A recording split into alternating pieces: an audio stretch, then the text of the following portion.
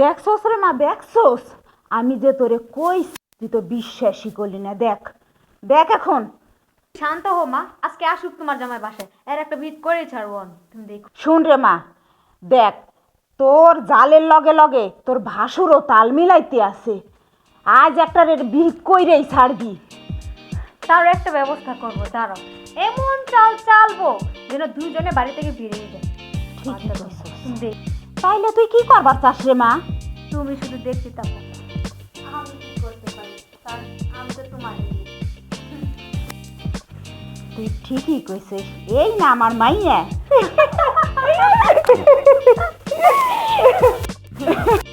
এমন কিছু করতে হইব যেন সাপও মরে, লাঠিও যেন না ভাঙ্গে। আমিও ভাবতেছি মা, আমার উপর খবরদারি করা, আমি ওটা রাখি। শোন, এমন ভাবে করতে হইব যেন কেউ টের না পায়, আর আমগো উপর যেন সন্দেহ না করে।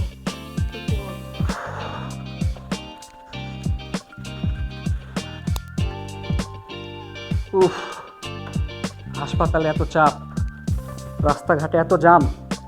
লিমা, লিমা, এক গ্লাস পানি আনো তো।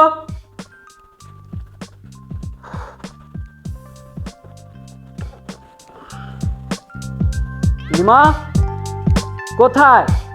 এক গ্লাস পানি চাইলাম তো।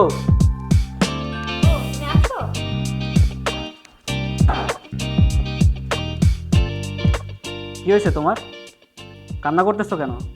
আর বলো না, আসলে আমার কপালটাই খারাপ। আমার কেন যে এখানে বিয়ে হয়েছিল বলার মতো না। দেখো, সারাদিন পর অফিস থেকে বাসায় আসছি, শরীরটা ক্লান্ত লাগতেছে। এত ভূমিকা না করে তাড়াতাড়ি বলো। কি বলবো, লজ্জার বিষয়। আমার মা এখানে আসার পর থেকে তোমার ভাই আর তোমার ভাবি যত সব মিথ্যা অপবাদ দিয়ে যাচ্ছে।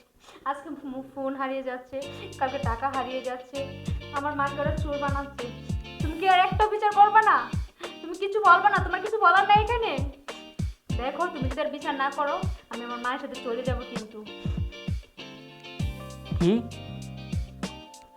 ভাই ভাবি মাকে চোর বলেছে? দাঁড়াও, আমি ডাকছি তাদেরকে, জিজ্ঞাসা করছি আমি তাদের। ভাইয়া, ভাবি, ভাইয়া। না করো তাহলে আমি সত্যি আমার মায়ের সাথে চলে যাব, আর এক মুহূর্তের জন্য আমি তোমার এখানে থাকবো না। ঠিক আছে, তুমি চিন্তা করো না। ভাইয়া ভাবি মাকে চোর বলেছে, আমরা এটা বিহিত করব। কোথায় তারা? ভাইয়া, ভাবি, ভাইয়া। শান্ত হও, তুমি শান্ত হও। আজকে আর একটা জিনিস না করলে আমি শান্ত হবো না। ভাই, তুমি আইছো মেহেদি? আসছে। কিরে ভাই, কি হয়েছে তোর? কিছু না। কিছু না?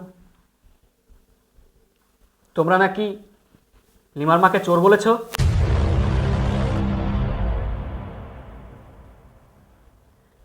তুই কি বলতেছিস ভাই? আমি তোর শাশুড়িকে চোর বলেছি? কি ব্যাপার না? মেহেদি, তুমি যা শুনছো এটি সব মিথ্যে কথা।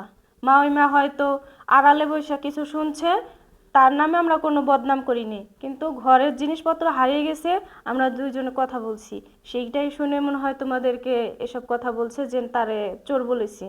আমরা চোর তারকে কখনো বলি নাই, কে তো সে ভুল বুঝতেছে। তোমরা সবাই চুপ করো, আমি বলতেছি। মেহেদি ভাই, তুই বল। কিভাবে বসবো? তোমাদের জ্বালায় তো সমস্ত কিছু অন্যরকম হয়ে গেছে। আরে ভাই, সেদিনের একটা ঘটনা এই বলে এত বড় হয়ে যাবে এটা তো আমি কখনো ভাবিনি। কারণ আমরা স্বামী স্ত্রী মিলে দুজনে কথা বলতেছি সংসারের বিষয়, তাই বলে তোর শাশুড়ি কি শুনছে না শুনছে, তাই তোকে কি বলেছে না বলছে সেটাও তো আমরা জানি না, কিন্তু এত বড় ফেস লাগাইবো এটা তো কখনো ভাবিনি। রুনা, হ্যাঁ। এছাড়া আমরা কোনো ব্যতীত কোনো কথা বলেছি না, না? ওদের বিরুদ্ধে কোনো কথা বলেছি না, তাদের বিরুদ্ধে তো কোনো কথাই বলি নাই। দুজনে আলোচনা করতেছিলাম যে ঘরের জিনিসপত্র হারিয়ে গেছে, তার টাকা হারিয়ে যা, আমার মোবাইল হারিয়ে গেছে, এইটাই কথা বলছে, আর কিচ্ছু বলিনি। দেখ মেহেদি, তোর শাশুড়ি আমাদের মেহমান এবং সে আমাদের মায়ের মতো, উনাকে কি আমরা চোর বলতে পারি? তুই কখনো এটা বাইকে বিশ্বাস করিস না, যে অবিশ্বাস পাত্র বানাইস না। ভাই তোকে অনেক ভালোবাসে রে। না ভাইয়া, আম্মা প্রথমবার আমাদের বাসায় এসেছে, তাকে সম্মান করা, আপ্যায়ন করা আমাদের দায়িত্ব।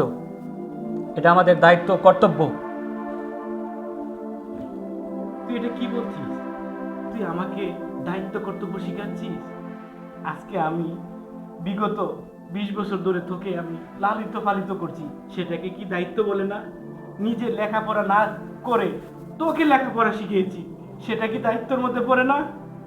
হ্যাঁ, মা বাবা মারা যাওয়ার পর তোকে যে আমার হাতে তুলে দিয়েছিল, সেই ছোট্ট থেকে এত বড় করেছি, সেটাকে কি দায়িত্ব বলে না? আজকে তুই আমাকে দায়িত্ব শিখাচ্ছিস? শোনো, তুমি এত ই করো না, তোমার শরীরটা এমনিই ভালো না, এত ই করে লাভ নেই, চলো বাসায়।